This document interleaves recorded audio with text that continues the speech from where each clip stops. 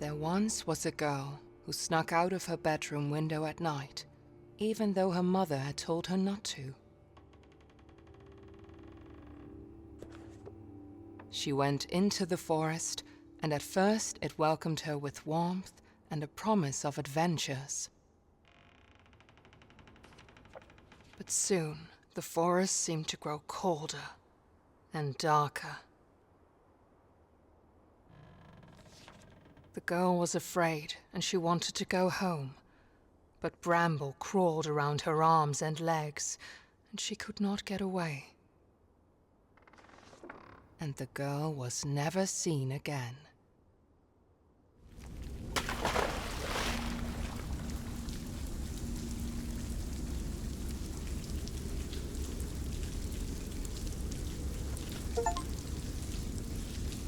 In his past life, Necken was a simple man that loved playing his violin, but the village did not appreciate his talent. People would frequently bully him, and the only soul that did not was a girl that Necken fell in love with. One day the bullying and beatings became so severe that Necken's anger finally overtook him. He marched into the village, playing forbidden melodies that made everyone dance, until their flesh and bone got worn down. They eventually died, leaving behind shuffling corpses, still trying to dance to Necken's melodies. His love was not spared death either. Devastated, Necken left the town and lived by the lake, drowning in his sorrow, where he still lures people with his deadly music.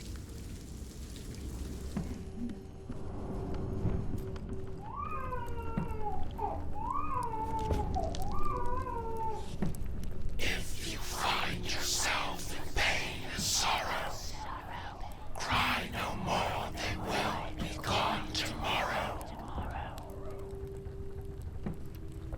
Listen to the voices of the deep, and join the wolves that circle round the sheep.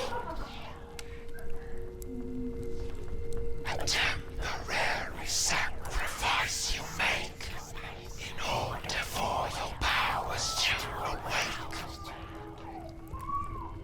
Trust in the transcendent and surrender to be received into the arts of splendor. Behold the transmutation into gold. Soon a god emerges from the mold. No longer human, brick to land alone. A goddess reborn seated on her throne.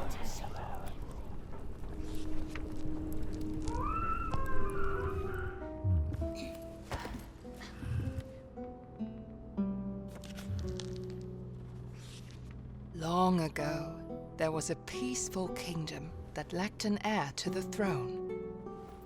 King Niels and his queen Magdalena had waited for a long time, and at last she was expecting a child. She gave birth to the longed-for son, and they named him Ulrich. But suddenly, doctors crowded around the queen's bed. Magdalena succumbed to the labors of childbirth. The love of his life was gone. Weighed down by sorrow, King Niels approached his autumn. Meanwhile, Ulrich grew into a young boy full of life. The prince was the only thing that kept the darkness at bay in his heart. One day, Prince Ulrich fell ill. The doctors tried everything, but he grew weaker and weaker. They told King Niels about a mythical flower that witches were rumored to use to heal any illness. King Niels searched the whole kingdom for the flower to no avail, and his campaign soon became a gruesome witch hunt. His path was lined with the witches he had slain, but the flower was nowhere to be found.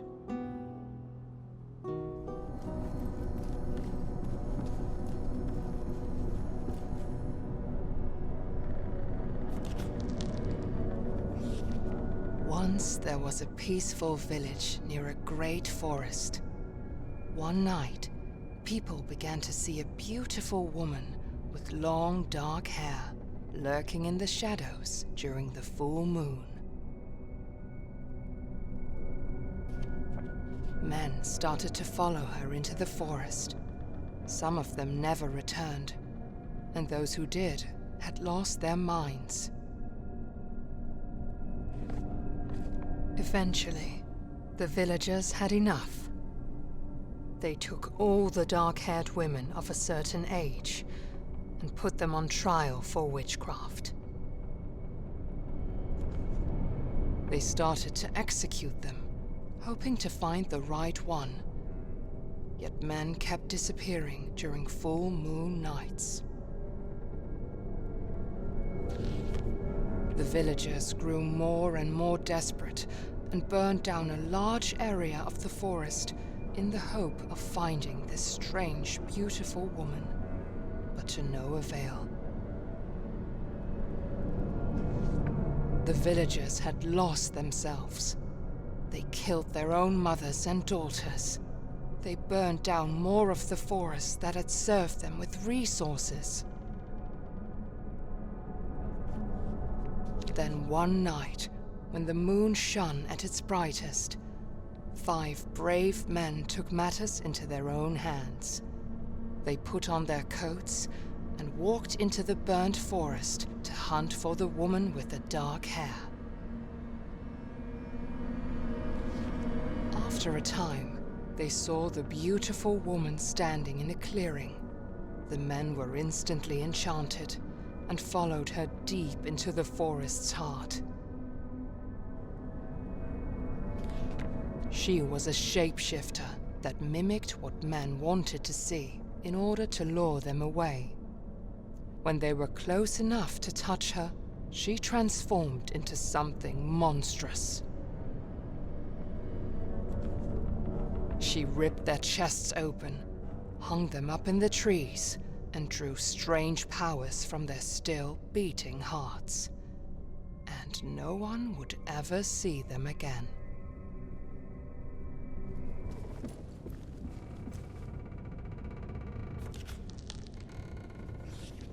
Dear diary, I am so in love with him. I cannot even describe it. It feels like he loves me too. Our village still tries to heal its wounds from the dark days, but at least me and my love survived and have each other. After the horrible witch hunt, we thought we were safe. We thought we would have peace. But then the plague came to our village.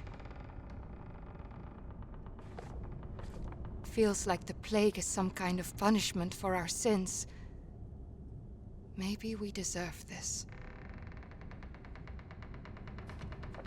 People say they have seen an old woman with a rake at night. Every house she passes, people inside get sick. I hope she does not come to my house. Every morning, someone new has fallen ill, and shortly thereafter they die. We do not even dare to give them a proper funeral. It is horrible. The dead are rising from their graves, and they eat the ones left alive. I have locked myself in the house. I got separated from my love. I wish I could be with him. I hope I can meet him in the next life. I'm out of food, and the dead are right outside my door. I miss him so much.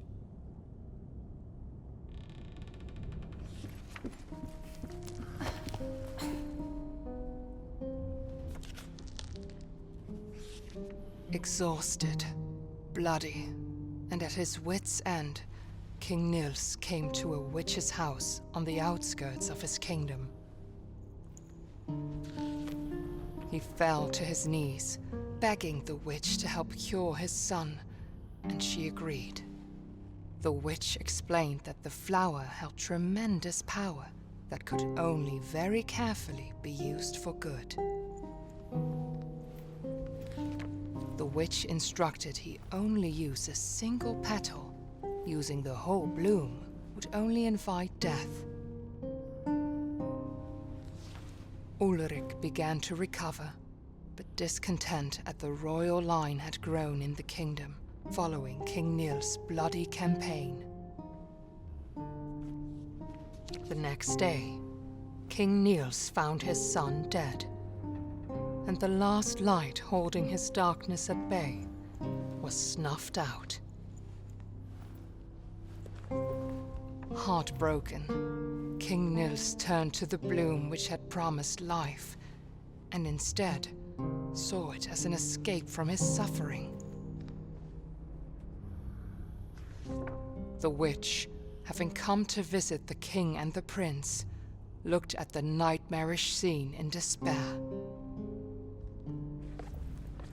She raised a mountain on top of King Nils and shackled him using the same bramble that he let loose upon the kingdom.